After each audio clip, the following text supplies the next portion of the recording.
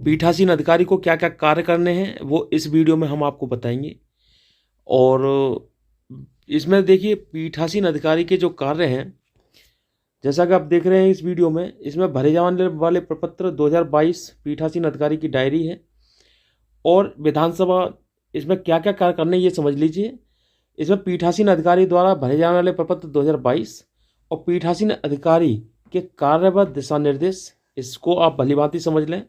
EVM और VVPAT से भलीभांति परिचित हो लें और इनका व्यवहारिक प्रशिक्षण भी प्राप्त कर लें। और सबकी ट्रेनिंगें होंगी, सब अपना उसको अच्छे से बारीकी से समझें। सांविधिक और असांविधिक के विभिन्न प्रपत्रों की जानकारी और हस्त पुस्तिका को अंतिम रूप से एक बार जरूर रिपीट कर लें। ठीक है, तो ये हैं। और आप देखिए जब आप जाएंगे पोलिंग बूथ पर, तो मतदान से एक दिन पूर्व रवानगी स्थल पर आपको क्या क्या करना है वो आप समझें। यह सुनिश्चित कर लें कि आपको प्राप्त बैलेट यूनिट, सबसे मेन इंपॉर्टेंट बैलेट यूनिट तथा कंट्रोल यूनिट आपकी मध्य स्थल के ही है कि नहीं है, इसको आप जो है अच्छे से चेक कर लें। मध्य स्थल का नाम व नंबर तथा उसकी स्थिति एवं नियुक्ति आदेश को सावधानी पूर्वक जांच लें। ठीक है, पेपर सील की क्रम संख्या को चेक कर उसका नंबर नोट कर लें। ये आपको वो काम है जो आपको करने ही करने हैं और इसमें आप भूल मत करना।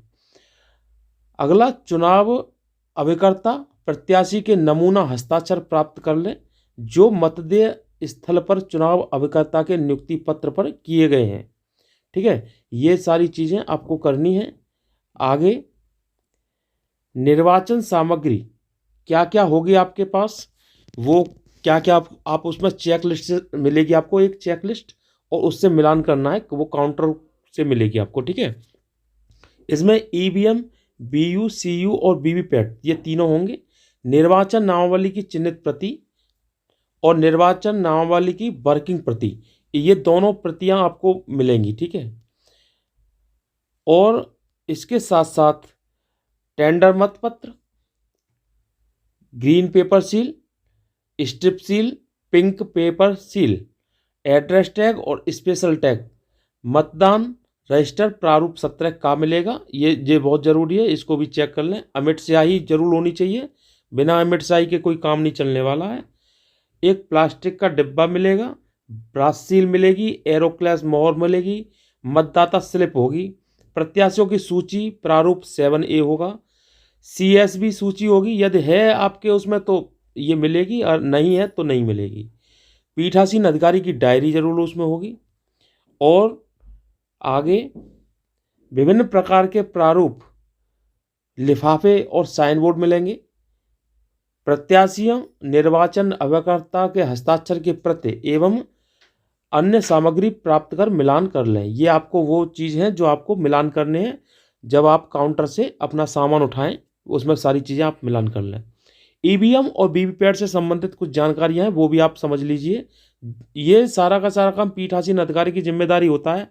P1, P2, P3 इन पर ज़्यादा गौर नहीं करते हैं, लेकिन पीठासीन को ये सारी जिम्मेदारियां, सारी चीज़ें सुनिश्चित करनी चाहिए कि क्या क्या हम अपना ले जा रहे हैं। तो ईवीएम और वीवीपैट से संबंधित निर्देश हैं, उनको भी समझ लीजिए। कंट्रोल यूनिट का कैंडिडेट सेक्शन अच्छी तरह से सील हो और एड्रेस टैग सही लगा हो। ठीक है, सभी एड्रेस टैग पर मतदान केंद्र की संख्या व नाम की जांच कर लें। वीवीपैट और ईवीएम पैट प्राप्त करते समय सुनिश्चित कर लें कि बैलेट यूनिट पर बैलेट पेपर ठीक ढंग से लगा है कि नहीं लगा है। संबंधित बूथ के लिए ईवीएम और वीवीपैट के नंबरों का सही से मिलान कर लें। यह ध्यान रखा जाए कि वीवीपैट के पीछे स्थिति सिलेक्शन स्विच बटन को घुमाकर परिवहन के समय जब यात्रा आप कर रहे हैं तो क्षैतिज, है ना, तथा मतदान के समय ऊर्ध्वाधर खड़ा होना चाहिए। ठीक है, ये इस चीज़ का विशेष ध्यान रखना है। मतदान जब कराएंगे तो वो पीछे एक बटन होता है, वो खड़ा होना चाहिए। प्रत्येक बैलेट यूनिट में थंब व्हील द्वारा निर्धारित बैलेट यूनिट की संख्या सही हो। एक बैलेट यूनिट के प्रयोग की दशा में 1 तथा 2 बैलेट यूनिट प्रयोग की दशा में प्रथम मशीन पर एक और दूसरी मशीन पर 2 आदि लगा होगा। ठीक है। रवानगी स्थल पर प्रस्थान से पूर्व कंट्रोल यूनिट और बैलेट यूनिट की जांच की जा सकती है। जांच के पश्चात पावर स्विच को ऑन करते हैं। मतदान के एक दिन पूर्व मध्य स्थल पर आपको क्या क्या तैयारियां करनी है, इसको भी आप अच्छे से समझ लें। देखिए, अपने मतदान स्थल पर पहुंचकर यह सुनिश्चित कर लें कि पोलिंग ऑफिसर जो हमारा पीठासीन ऑफिसर है और वोटिंग कंपार्टमेंट होगा, P1 P2 P3 ये तीनों बैठेंगे इस रूम में और पोलिंग एजेंट इधर बैठेंगे। इस तरह से एक ग्राफ आपको बनाना पड़ेगा। ठीक है, कमरे के अंदर। और यह भी सुनिश्चित किया जा सकता है कि मतदान वोटिंग कंपार्ट की स्थिति संतोषजनक है, उसमें प्रकाश हो पर्याप्त, और किंतु सीधे वोटिंग कंपार्ट पर ना पड़े क्योंकि यह वीवीपैट को खराब कर सकता है। मतदान स्थल के 200 मीटर के दायरे का निरीक्षण कर लिया जाए जिससे वहां पर कोई भी ऐसी सामग्री जो आचार संहिता का उल्लंघन करती हो तुरंत उसको हटवा दें। मतदान से जुड़े सभी कार्मिकों को छोड़कर कोई भी मोबाइल फोन लेकर मध्य स्थल पर नहीं जाएगा। उन औपचारिकताओं को पूरा कर लिया जाए जो मतदान दिवस के दिन आपको कार्य को समय और शीघ्र संपन्न कराने में सहायक हो, जैसे लिफाफे और मध्य स्थल से संबंधित कार्य। मध्य स्थल के 200 मीटर की परिधि के बाहर प्रत्याशियों द्वारा मतदाताओं को पर्ची बांटने हेतु एक मेज, 2 कुर्सी और छाया हेतु छतरी लगा सकते हैं। मध्य स्थल पर प्रवेश हेतु अधिकृत व्यक्ति है, उसको भी देख लीजिए एक बार, जो अंदर प्रवेश करेंगे मध्य स्थल पर। तो उसमें ये हो सकते हैं मतदान अधिकारी हो सकते हैं, प्रत्येक अभ्यर्थी, उसका निर्वाचन अभिकर्ता और एक समय पर प्रत्येक अभ्यर्थी द्वारा नियुक्त एक मतदान अभिकर्ता, आयोग द्वारा प्राधिकृत व्यक्ति जैसे मीडिया कर्मी, माइक्रो ऑब्जर्वर आदि, और इसके साथ साथ लोक सेवक, आयोग द्वारा नियुक्त प्रेक्षक, और मतदाता के साथ में कोई गोद में शिशु या बच्चा है तो ऐसे मतदाता साथ में आ सकते हैं, और ऐसे अंधे और शिथिलांग मतदाता के साथ कोई सहायक उसके साथ आ सकता है। मतदान अभिकर्ता क्या है? मतदान अभिकर्ता द्वारा प्रारूप 10 में नियुक्ति पत्र प्रस्तुत किए जाने पर उसे प्रवेश दिया जा सकता है। एक प्रत्याशी द्वारा एक मध्य स्थल पर 2 अभिकर्ताओं की नियुक्ति की जा सकती है, किंतु एक बार में उनमें से एक ही मध्य स्थल पर प्रवेश कर सकता है। विभिन्न घोषणा पत्रों और सीलिंग प्रक्रिया में निर्धारित स्थान पर मतदान अभिकर्ता के साथ यथासंभव हस्ताक्षर करवाए जाएंगे। इनके बैठने का क्रम क्या होगा ये भी समझ लीजिए। मतदान अभिकर्ता के बैठने का क्रम है, पहले राष्ट्रीय दल होंगे, फिर प्रादेशिक दल, फिर दूसरे राज्यों के मान्यता प्राप्त दल, फिर पंजीकृत अमान्यता प्राप्त दल और फिर निर्दलीय। ये इनके बैठने का क्रम होगा। इसके साथ साथ आपको पीठासीन अधिकारी जो है हमारे, उनको ये भी सुनिश्चित करना पड़ेगा कि मतदान के दिन, वास्तविक मतदान के पूर्व मतदान का दिन सर्वाधिक महत्वपूर्ण है, सुबह 5 बजे से उठकर अपनी दैनिक क्रियाओं से मुक्त हो जाएं। एक बार पुनः मध्य स्थल से 200 मीटर की परिधि क्षेत्र का निरीक्षण कर लें। मतदान अभिकर्ता, पोलिंग एजेंट उनके प्रत्याशी द्वारा जारी किए गए प्राधिकार पत्र प्रस्तुत करने पर प्रवेश पास जो है आप जारी करें। और 6 बजे, प्रातः 6 बजे न्यूनतम 2 मतदान अभिकर्ता पोलिंग एजेंट की उपस्थिति में मॉक पोल कराना अनिवार्य है। यदि मतदान अभिकर्ता अनुपस्थित हैं तब भी मॉक पोल की कार्रवाई 6:15 से प्रारंभ कर दी जाएगी। ठीक है, इसमें ऐसा नहीं है कि अगर एजेंट आ ही नहीं रहे हैं तो आप जो बैठे हैं आराम से, नहीं, आपको 6 बजे से स्टार्ट करना है, 6 बजे उनको बुलाना है। और अगर 6 बजे भी नहीं आ पाते तो 6:15 पर अपना मॉक पोल आप आंगनवाड़ी या किसी के उपस्थिति में आप कर सकते हैं। मॉक पोल कैसे कराएंगे वो भी समझ लीजिए। मॉक पोल, देखिए, मॉक पोल की कार्रवाई हेतु सर्वप्रथम मशीन को बैलेट यूनिट, कंट्रोल यूनिट और वीवीपैट को आपस में जोड़ने के उपरांत ही ऑन करेंगे। इसमें पहले आपको क्या करना, CRC होता है ना, तो उस पहले होगा, आप जो है समझ लीजिए इसको, क्लियर, पहले क्लियर कराना है, फिर बैलेट इशू करना है, फिर क्लोज करना है, फिर उसको रिजल्ट देखना है और उसके बाद फिर क्लियर करना है। ये क्रम है CR और C। ये आपको प्रशिक्षण में अच्छी तरह समझा दिया जाएगा।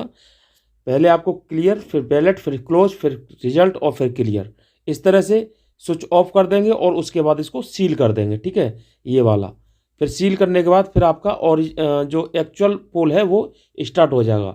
इस प्रक्रिया में 7 पर्चियाँ जो मशीन के ऑटो टेस्ट से संबंधित होती हैं, जिन पर नोट फॉर काउंट, इसका विशेष ध्यान रखना, उन पर्चियों पर नोट फॉर काउंट लिखना ही अनिवार्य होगा। ठीक है, मोकपोल प्रारंभ होने से पूर्व CRC close result clear button दबाएं। यदि लिंक एरर प्रदर्शित हो रही है तो केबल को पुनः ठीक तरीके से लगाएं और कुछ क्षण बाद उम्मीदवारों की संख्या, कुल पड़े मत और उम्मीदवार के लिए मत पड़े मतों की संख्या 0 प्रदर्शित होगी। मोकपोल प्रारंभ करते समय प्रत्येक प्रत्याशी को न्यूनतम 1 मत देते हुए नोटा सहित न्यूनतम 50 मत डाले जाएं। संतुष्ट हो लें कि वीवीपैट में बैलेट यूनिट के प्रत्याशियों से संबंधित चुनाव चिन्ह के ही स्लिप आ रहे हैं कि नहीं आ रहे हैं।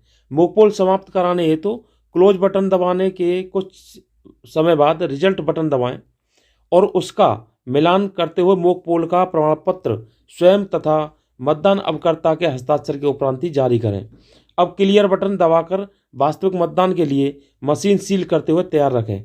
वीवीपैट से निकली मोकपोल की पर्ची के पिछले हिस्से पर रबड़ की मोहर लगाएं और उन्हें विशेष काले लिफाफे में रखकर स्वयं और मतदान अभिकर्ताओं का हस्ताक्षर करवा लें।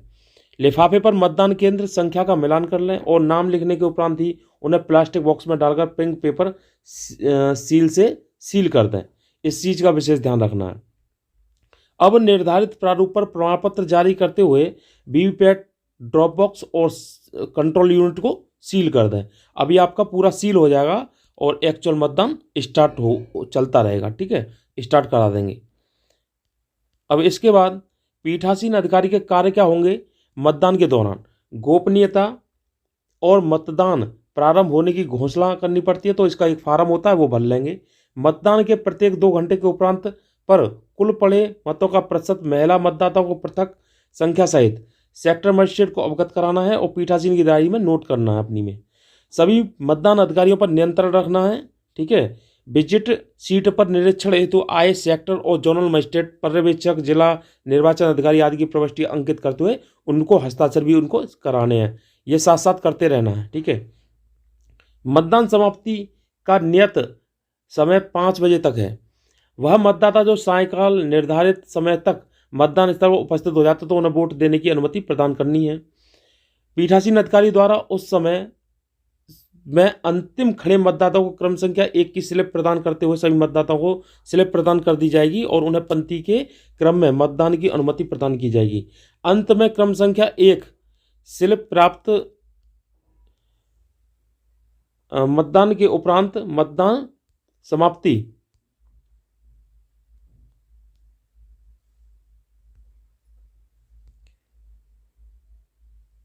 की घोषणा कर दी जाएगी। मतदान समाप्ति की घोषणा कर ईवीएम और वीवीपैट को कैरिंग बॉक्स में रखकर एड्रेस सील से सील कर देंगे। ये काम फाइनल बाद में होगा। ठीक है, और क्या करेंगे इसमें, सावधानी क्या क्या बरतनी है? देखिए, मतदान समाप्त होने के पश्चात आपको क्या क्या ध्यान रखना है, इस चीज़ का विशेष ध्यान रखें। ईवीएम मशीन का क्लोज बटन दबाया जाएगा। इसमें कुल पड़े मत प्रदर्शित होंगे, कुल पड़े मत। ईवीएम ऑफ कर, ये विशेष ध्यान है कि ईवीएम को ऑफ कर कनेक्शन अलग करते हुए मतदान समाप्ति की घोषणा निर्धारित प्रारूप पर मतदान अभिकर्ता की उपस्थिति में की जाएगी और उसके साइन भी उस पर कराने हैं। मशीन को सील बंद करने की प्रक्रिया विभिन्न घोषणाएं, सूचनाओं को अंतिम रूप में देना तथा सामग्रिक और सामग्रिक लिफाफे, अन्य लिफाफे व अवशेष सामग्री को एकत्रित कर व्यवस्थित करने की कार्रवाई की जाएगी। ठीक है, इसके आगे आपको एक महत्वपूर्ण दस्तावेज जो आपका पीठासीन डायरी होती है वो भरना होता है, मतपत्र लेखा। ये मेन इंपॉर्टेंट डॉक्यूमेंट है। इस महत्वपूर्ण अभिलेख हेतु तो मतदाता रजिस्टर 17A में कुल पड़े मतों, ईवीएम में पड़े मतों की संख्या का विवरण भरना है।